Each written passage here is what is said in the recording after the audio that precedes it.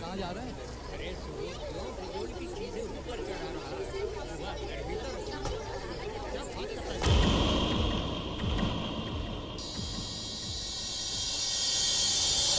Excuse me, मेरा hat पकड़ा दीजिए प्लीज, मेरा हैट पकड़ा दीजिए।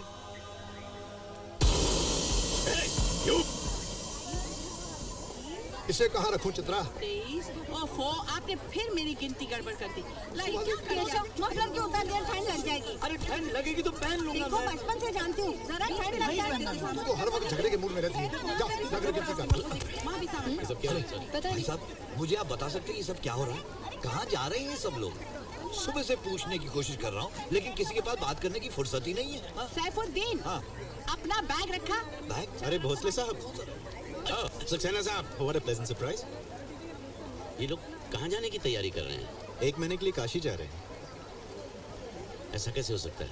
अदालत ने फैसला सुना दिया, लेकिन आपका तो ये फर्ज बनता था कि यहाँ आने से पहले पता कर लेते कि हम लोग यहाँ हैं भी या नहीं। लेकिन आपको ये सब सोचने की क्या जरूरत है? आपकी राय में तो हम लोग यहाँ से कहीं बाहर जा ही नहीं सकते। प्रजापति साहब, मैं मानता हूँ हमसे लापरवाही हुई है।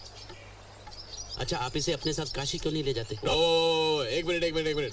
देखिए, मुझे 1 महीने के लिए यहाँ भेजा गया है, इस जगह। मैं कोई काशी वाशी नहीं जाऊंगा उन बुड्ढों के साथ। रहूंगा तो यहाँ, नहीं तो सीधा घर। तो तय हो गया, इस बदतमीज लड़के को जेल में डाल दीजिए। हम अपनी यात्रा पे जाते हैं। नहीं, देखिए 1 मिनट बैठिए ना, केशव जी बैठिए ना।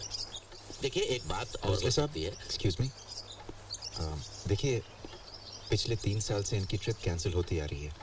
इस बार आई डोंट थिंक ये लोग मानेंगे। मानना भी नहीं चाहिए। देखिए, ऐसा मौका बार बार नहीं आता है। अरे आप लोग एक नए काम करने जा रहे हैं, मैं कौन होता हूँ रुकावट डालने वाला? आप लोग जाइए आराम से जाइए। तुम बाहर जाओ, आउट। लेकिन जस्ट सिट डाउन हियर। खड़ूस। देखिए, सिर्फ 1 ही महीने की तो बात है, प्लीज मान जाइए।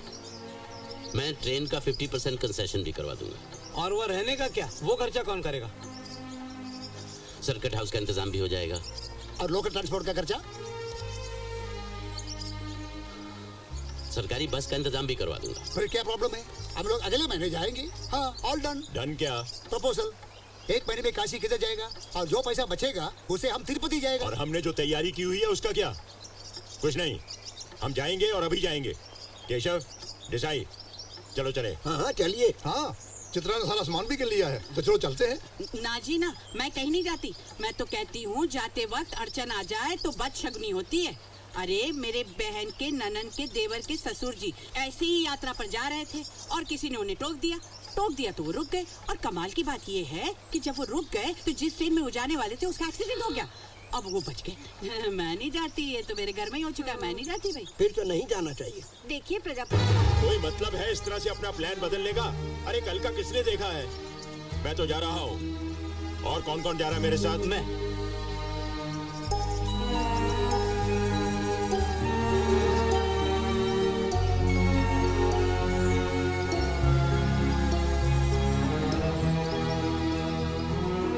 वो क्या है प्रजापति साहब, अब आपके जैसा अमीर नहीं है, इसलिए हम लोगों को पैसे के बारे में सोचना पड़ेगा। भोसले साहब, हम लोग डिसाइड किया है, अगले महीने हम लोग जाएंगे। जानता था थोड़े से पैसों के लिए तुम सब लोग अपने आप को गिरवी भी रख सकते हो। लानत है, अपने फैसले खुद करने का हौसला ही नहीं किसी में। भेड़ बकरियों की तरह जिंदगी जी रहे हैं, जिसने जिस तरफ हाँका चल पड़े। अरे जरूरत क्या थी उस पुलिसमैन की हाँ में हाँ मिलाने की? ना कह देते तो क्या कर लेता वो? बहुत बड़ा कलेजा चाहिए अपनी बात मनवाने के लिए, जिगर चाहिए, जिगर। अरे 13 बरस का था जब घर छोड़ने का फैसला किया था। शिप के होल्ड में छुपकर कलकत्ता से बर्मा पहुंच गया था मैं। जिंदगी में सबसे पहला काम पत्थर तोड़ने से शुरू किया था, और आखिरी काम हीरो की तिजारत। ये छोटी मोटी रकम का लालच सिर्फ उन लोगों को होता है जिन्होंने कभी पैसा देखा नहीं। लेकिन प्रजापति ने अपनी जिंदगी में बेइंतहा दौलत देखी है। आज भी डायमंड मार्केट में प्रजापति का नाम इज्जत से लिया जाता है। अरे प्रजापति साहब, आप कहीं जा रहे हैं क्या? मेरा दिमाग खराब मत करो सैफू। 4 पैसों के कंसेशन की वजह से सारा तीर्थ यात्रा का प्रोग्राम कैंसिल कर दिया। कंसेशन दे रहा है, भगवान से मिलने के लिए भी कंसेशन चाहिए इनको। और वो सुब्रमण्यम बिन पेंदे का लोटा जिंदगी भर क्लर्की करता रहा। 300 रुपए से शुरू हुआ था और 1300 रुपए पे रिटायर हो गया। 800 रुपए की बचत इसके लिए अली बाबा के खजाने से भी कहीं बढ़कर है। खुद तो गया नहीं और बाकियों को भी जाने से रोक दिया गधे ने।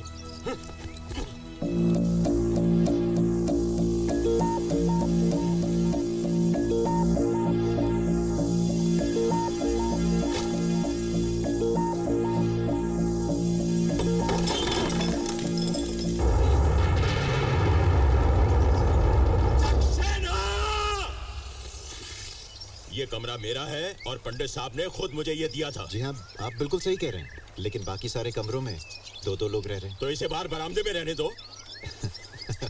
ऐसा नहीं हो सकता, इसे यहीं रहना पड़ेगा। अगर आप भूल रहे हैं तो मैं आपको याद दिला दूं कि मैंने अपनी सारी जायदाद इस ट्रस्ट के नाम पर लिखी हुई है। लेकिन वो तो बात की बात है। तो क्या मरने से पहले अपनी सारी जायदाद दे दूं? नहीं, ऐसी और बात... बाकी उम्र रास्ते पे भीख मांगता फिरूं? प्रजापति जी, सिर्फ एक ही महीने की तो बात है।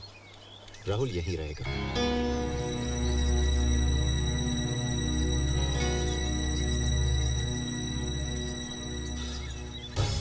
लेकिन ये कमरा मेरा है और यहाँ मेरे असूल चलेंगे। जी, जो मैं कहूंगा वही होगा। बिल्कुल। मेरा जो रूटीन है वो बिल्कुल नहीं बदलेगा। पिछले 7 साल से ये कमरा मेरे ताबे में है, इसलिए यहाँ रहने के असूल मेरे होंगे। बिल्कुल। कोई मेरी चीजों को हाथ नहीं लगाएगा। हाँ। और जब तक मैं सवाल न करूं कोई मुझसे बात नहीं करेगा। रात को 8 बजे के बाद कमरे में रोशनी नहीं होगी, खिड़कियां बंद होंगी और पंखा तेज नहीं चलेगा। जी। सोने से पहले मैं रेडियो पर हमेशा जयमाला सुनता हूँ, उसके बाद कोई म्यूजिक नहीं बजेगा। जी नहीं। और बाथरूम सुबह पहले मैं इस्तेमाल करूंगा। ओके? राहुल, सुन लिया ना तुमने? हाँ हाँ, सुन लिया। एक बात और, हाँ जी। इस कमरे में कोई भी नया रूल बनाने और तोड़ने का हक सिर्फ मुझे होगा। सुन लिया आपने? हिटलर चले गए, बटलर छोड़ गए। Shut up! You shut up. और बदतमीजी तो बिल्कुल बर्दाश्त नहीं करूंगा। Okay, all the best.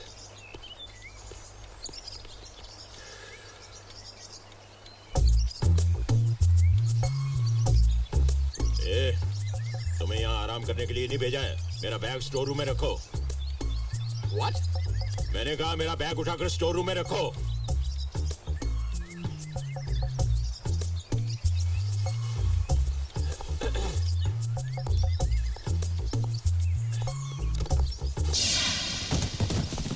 रख दिया।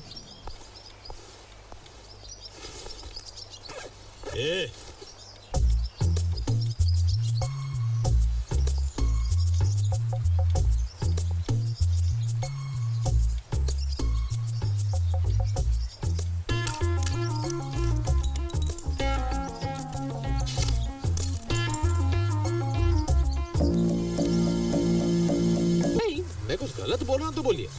देखो, मुझे अपनी कोई फिक्र नहीं है, लेकिन आपकी भी कोई इज्जत है कि नहीं? मेरी इज्जत को क्या हुआ? क्या हुआ? अरे भेड़ बकरी की तरह ट्रीट करते हैं आप लोगों को और आप लोग चुपचाप से लेते हो। अरे तुम किसके बारे में बात करता है? वही जिसकी हुकूमत चलती है आप सब लोगों के ऊपर। अरे हर बात पे उसी का फैसला। अरे बाकी सबको छोड़िए, वो तो मैं बोल भी नहीं सकता हूँ। अरे नहीं नहीं, ऐसा नहीं है। He is a sensible man. Sensible? Sensible नहीं, इन्फ्लुएंशियल बोलिए, इन्फ्लुएंशियल। अरे उसके पास नाम है, पैसा है, उसके ऊपर उसकी सेहत भी अच्छी है, तो आप सब डर जाते हो उससे? कौन बोला तुमको? अरे नहीं तो क्या, एक बात बोलो, फैसला सुनाने के वक्त उसने किसी से कुछ पूछा नहीं? अरे बाकी सबको छोड़ो, उसने आपसे कुछ पूछा? आप तो सबसे ज्यादा पढ़े लिखे हैं। खैर छोड़ो, उनका भी क्या दोष है। जो भी वो जोर जोर से बोले आप लोग डर के सुन लेते हो। छे, लेकिन सुब्बू, वो अकेले तय कैसे कर सकता है? क्या आपका मुझ पर कोई हक नहीं है? अरे आपके कमरे में नहीं रहता हूं तो क्या हुआ? एक बात बोलूं, बुरा मत मानना, आपने कभी ध्यान दिया है कि जब से ये अनुराधा आंटी आई है ना, वो तुम लोगों को नीचा दिखाने का मौका छोड़ता नहीं है, हमेशा ऐसे करता है। क्यों? क्या वही सिर्फ वर्मा गया है? वही सबसे होशियार है, सबसे बहादुर, सबसे हैंडसम? नहीं, आप लोग कैसे सुन ले तुम्हें जानता नहीं। अरे मैं तो नहीं सुनता। मैं होता ना तो मैं सीधे उसके सामने जाता, उसके आंख में देखकर बोलता, मैंने राहुल की सजा माफ कर दी है। मिस्टर प्रजापति, मैंने राहुल का पनिशमेंट माफ किया। हाँ? माफ कर दिया? आज के बाद सबका ओपिनियन लेके इधर काम चलेगा। राहुल का पनिशमेंट सबका मर्जी से डिसाइड नहीं हुआ, इसलिए माफ कर दिया। कौन बोलता है ऐसा? कोई माफ वाफ नहीं होगा। एक बार मैंने तय कर लिया तो कोई फैसला बदलता नहीं। You should have guts. तुम कौन है डिसाइड करने वाला? गवर्नमेंट ऑफ इंडिया है क्या? तुम क्या बोलता है वही होएगा, और हम लोग ऑपोजिशन में बैठकर चिल्लाएगा। जिसके हाथ से कुछ काम नहीं होता वो और क्या करेगा? मुझे मर्यादा भेज रहा। तुम्हारा बॉडी और आवाज देके मैं डरने वाला नहीं है। 7 साल से ये देख रहा हूँ मैं, हर चीज में इसका मर्जी है। कमरा इसका पसंद का, खाना इसका पसंद का है, ना किसी का सुनता है ना किसी का मानता है। ओए गाली सुन खोते दिया पुत्रा, लोग उसी का फैसला मानते हैं जिसकी इज्जत होती है। तुम्हारा क्या इज्जत है? मैं वैसा किया ऐसा किया, जंगल काटा है, पहाड़ी तोड़ा, ऐसा कहानी बोलने से आदमी का इज्जत होता है क्या? कहानी नहीं हकीकत है। तुम्हारी तरह डर डर के जिंदगी नहीं बिताई मैंने, काम किया है। तुम्हारी तरह फाइलें नहीं टपकाई, हीरो के साथ खेला हूँ। और ये सब कुछ मैंने अपनी मर्जी से छोड़ दिया, किसी ने रिटायर नहीं किया मुझे। जब वापस आया तो आधा बर्मा रो रहा था। इसको बोलते हैं इज्जत। मेरा इज्जत के बारे में बात करता है? मेरे घर में आके देखा तुम? पाल धोकर पानी पीता है। I am a respected man। तो फिर यहाँ क्या कर रहे हो? जाओ अपने घर में जहाँ तुम्हें भगवान समझते हैं, जाओ। कृष्णा, अपा बेसरन, जल्दी गाड़ी लेके आओ, मुझे इधर से लेके जाओ। जाएंगे हैप्पी एल है। हाँ, आई बी रेडी। बेगम वाह।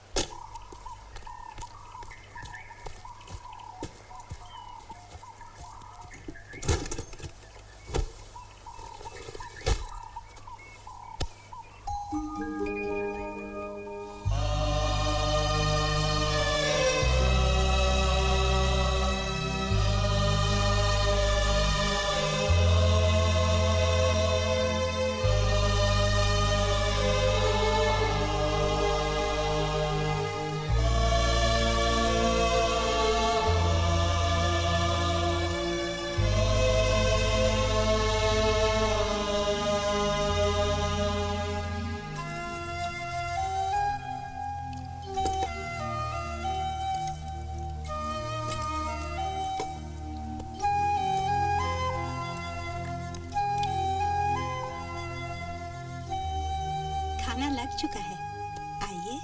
मुझे रोटी खिलाने वाला जिंदा है, इतना बदनसीब नहीं कि यही पड़ा रहना पड़े। चाहिए अगर आप खाइए। Thank you very much for asking me. मेरा सर पर मत बैठो, प्लीज गो।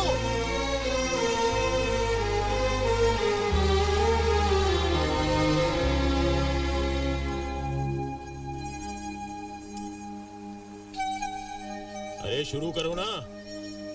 वो जाएगा अपने घर, सांभर राइस खाएगा। तुम क्यों अपना खाना छोड़ते हो? जाने दो, बड़ा आया घर परिवार वाला, जाने दो उसे उनके पास। अच्छा हुआ एक आदमी कम।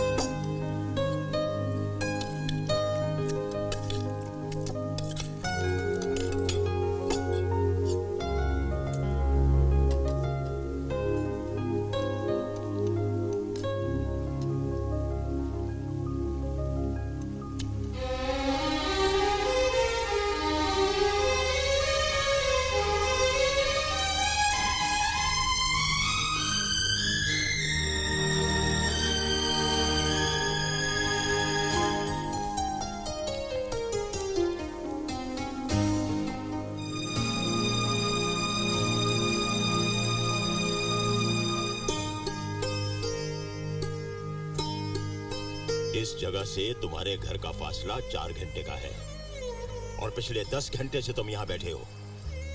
क्या लगता है तुम्हें तुम्हारा बेटा आएगा और तुम्हें लेके जाएगा यहाँ से? रास्ते में उसकी गाड़ी खराब हो गई होगी। तुम्हारा दिमाग खराब हो गया है। अरे जो पिछले 7 सालों में 7 मिनट के लिए यहाँ नहीं आया, वो अब क्या आएगा?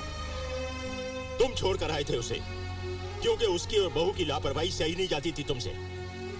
एक छोटे से कमरे में डर के मारे चुपचाप पड़े रह रहकर दम घुटने लगा था तुम्हारा, इसलिए इज्जत की जिंदगी जीने के लिए तुम यहाँ चले आए। अब यहाँ से छोड़कर कहाँ जाओगे? कब तुम्हें ये बात समझ में आएगी कि अब यही हमारा घर है? इस तरह सामान लपेट कर चले आने से तो अच्छा होता कि तुम मेरा गरेबा पकड़ कर कहते कि मैं यहाँ से क्यों जाऊं। अगर तुम्हें कुछ तकलीफ है तो तुम यहाँ से चले जाओ ना प्रजापति। उस कल के आए हुए छोकरे की बेहुदा हरकतों से टूटने वाला रिश्ता नहीं है हमारा। अरे 7 साल बिताए हैं हमने एक साथ, इतनी आसानी से जाने नहीं देगा ये प्रजापति तुम्हें।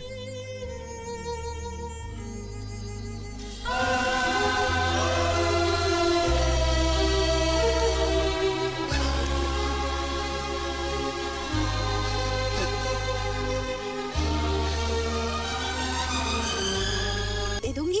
तुम लोगों का दिमाग खराब हो गया है। अगर हमें कुछ हो गया तो कौन दवा दारू करेगा हमारी? वो शख्स है ना।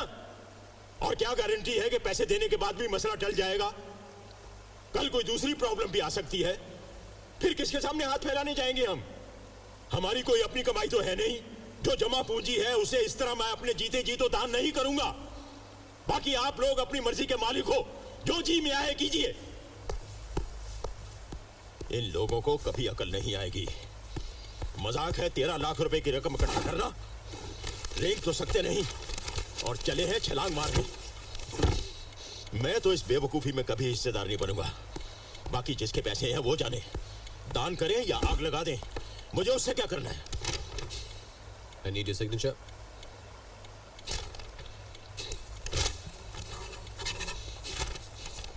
यही चाहते थे ना तुम, इस जेल से छुटकारा? लो, मिल गई आजादी तुम्हें। अब जाके बाप की दौलत उड़ाओ और दोस्तों के साथ ऐश करो। तुम्हारे लिए तो जिंदगी इसी का नाम है।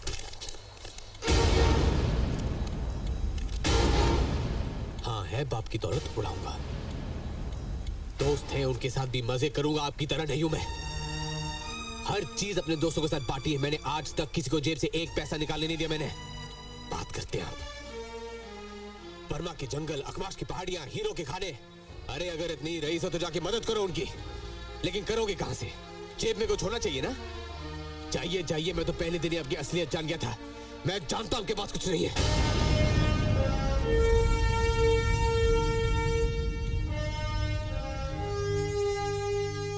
हाँ, सच कह रहे हो तुम। नहीं है पैसे मेरे पास। झूठ बोलता आया हूं जिंदा रहने के लिए। 13 बरस का था मैं जब बाप का देहांत हो गया। मां और 5 भाई बहनों का बोझ मेरे कंधों पर आ गया। जिस उम्र में हाथों में खिलौने होते मैंने हथौड़े थाम लिए। भाई बहनों के लिए ही जीने लगा। उनके खुशहाल चेहरे देखकर मुझे लगता था कि मैं बड़े भाई का नहीं बल्कि बाप का फर्ज अदा कर रहा हूं। वक्त गुजरता गया, धीरे धीरे मुस्कुराते चेहरे बदलने लगे। कर्ज उठाकर अमीर घरानों में ब्याई बहनों के लिए मैं एक गरीब भाई था और साहब बने हुए भाइयों के लिए शर्मिंदगी। एक दिन शाम को जब मैं घर जल्दी लौट आया तो अपने भाई बहनों के मुंह से अपना नाम सुनकर दरवाजे पर ही रुक गया। छुपकर मैंने उनकी सारी बातें सुनी। मुझसे छुटकारा पाने के तरीके खोजे जा रहे थे और एक वक्त था कि जब मेरे घर लौटने की राह देखी जाती थी।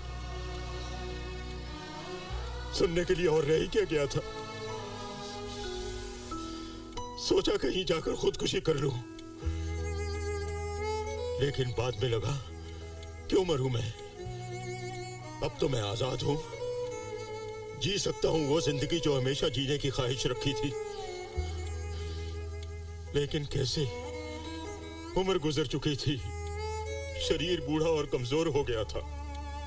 कहानियों के सिवा मेरे पास कुछ था ही नहीं। उन्हीं का सहारा लेकर मैं यहां चला आया। और जब पहले दिन सैफुद्दीन ने मुझसे पूछा कि आप कहां से आ रहे हैं, तो बगैर कुछ सोचे हुए मैंने कह दिया, बर्मा से।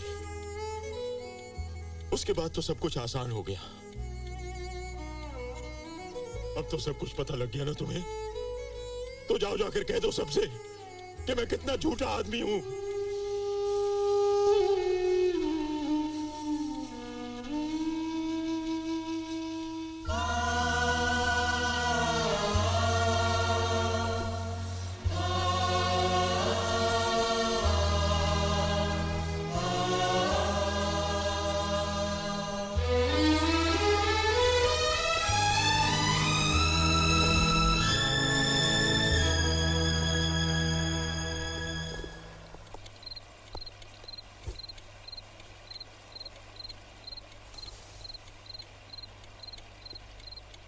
कितना अच्छा होता अगर सब अपने घर लौट जाएं। क्या? क्यों धोखा दे रहे हम अपने आप को? सब के सब तो वापस अपने घर जाना चाहते हैं। देसाई साहब, अनु आंटी, कुछ बेवकूफ है सब। क्या मिलेगा इस तरह रोने से? जरा दिमाग से काम लो राहुल। तुमने कभी झांक कर देखा उन घरों में जहां से निकल कर आए हैं ये लोग? क्या सलूक होता है इनके साथ? कुछ अंदाजा है तुम्हें? वो नौशेरवाड़िया क्यों जाएगा अपने घर?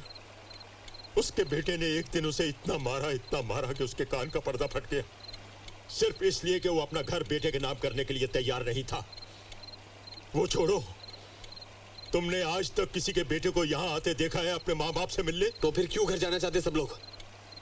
क्यों खुश नहीं कोई यहाँ? क्योंकि वो माँ बाप है, भूल नहीं सकते अपने बेटों को। मान नहीं रहे हैं कि अब उनके बेटे और बहू को उनकी कोई जरूरत नहीं है। भूल गए हैं कि वो घर से निकाले गए हैं। तो क्या सारी जिंदगी ऐसे ही रहेंगे? हाँ, अब सारी जिंदगी ऐसे ही रहेंगे हम। खुश हैं अपनी मर्जी की जिंदगी जीकर, नहीं जाएंगे अपने घर, मर जाएंगे, लेकिन उन घरों में वापस नहीं जाएंगे जहां से हमें धक्के मारकर निकाला गया है।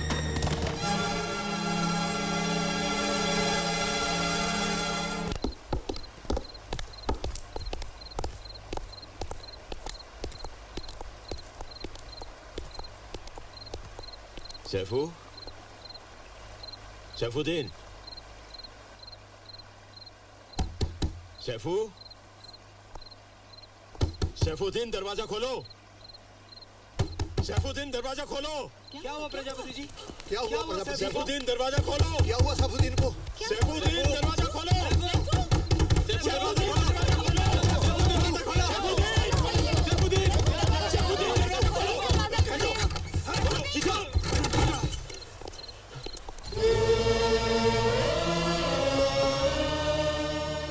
मुझे मर जाने दीजिए, मैं मर जाना चाहता हूँ।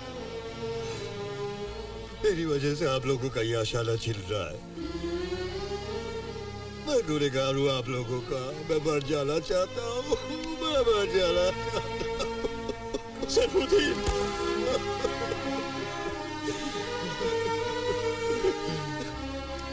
तुम्हारे जैसा दोस्त कहाँ मिलेगा हमें? कहाँ से लाएंगे हम ऐसा भुलक्कड़ सैफुद्दीन? बोलो, नहीं चाहिए हमें वो छत जिसकी जमीन में हमारे दोस्त की कब्र हो। नहीं चाहिए हमें, नहीं चाहिए, नहीं चाहिए।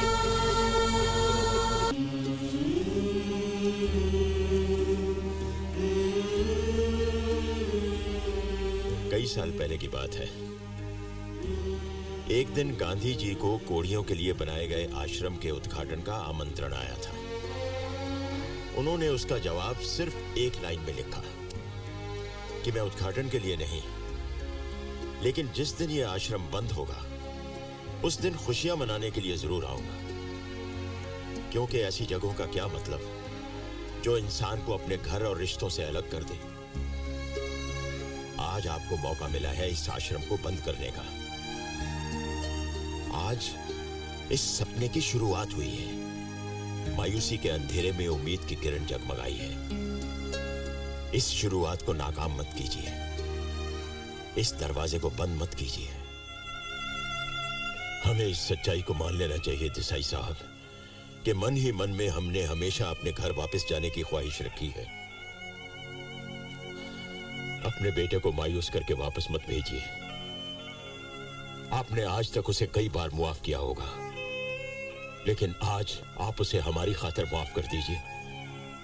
क्योंकि जब आप चले जाएंगे तो हम इस बात को याद करेंगे कि एक बेटा अपने बाप को वापस ले जाने के लिए आया, और जिएंगे इस उम्मीद पर कि एक दिन हमारे बच्चे भी आएंगे हमें घर वापस ले जाने के लिए। चाहिए देसाई साहब, चाहिए, हमें इस उम्मीद का सहारा देकर चाहिए।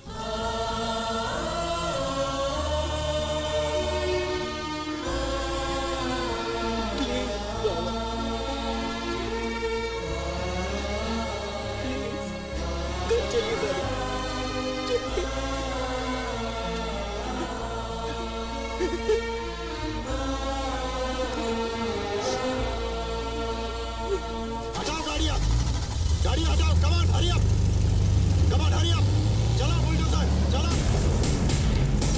चलो बुलडोजर, कमान।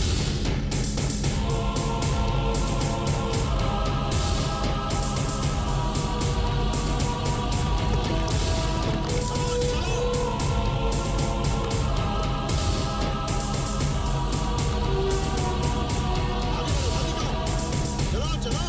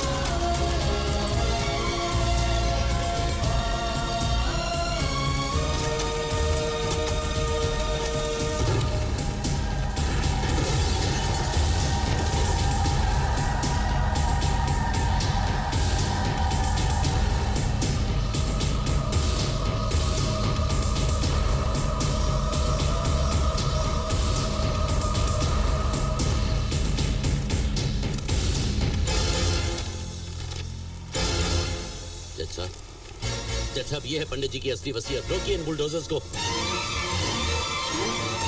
अरे ये असली वेल कहाँ से हो सकती है? असली वेल तो मैंने पंडित साहब की तस्वीर के पीछे छुपा के रखी थी। क्या? हाँ।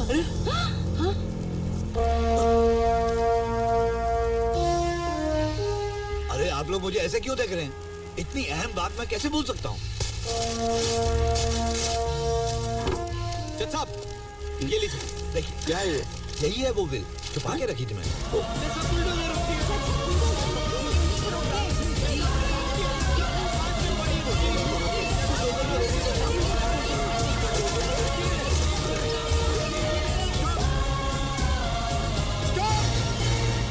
विक्रम सक्सेना ने जाली वसीयत बनाकर आशियाना वृद्धाश्रम को बेचने की कोशिश की और अदालत को भी गुमराह किया। इस गुनाह में अरोड़ा बिल्डर उनके साथ के साझेदार हैं। चीटिंग और फ्रॉड के गुनाह में इन दोनों को गिरफ्तार करके इन पर मुकदमा चलाने का हुक्म दिया जाता है और साथ ही ये निर्देश दिया जाता है कि आशियाना को पहुंचाए नुकसान का हर्जाना भी इन्हीं से वसूल किया जाए। असली वसीयत के मुताबिक आशियाना वृद्धाश्रम पंडित ट्रस्ट की जागीर है, जिसे अपने स्वार्थ के लिए न कोई बेच सकता है न उसे तोड़ सकता है। उस जगह पर आशियाना वृद्धाश्रम ही हमेशा रहेगा।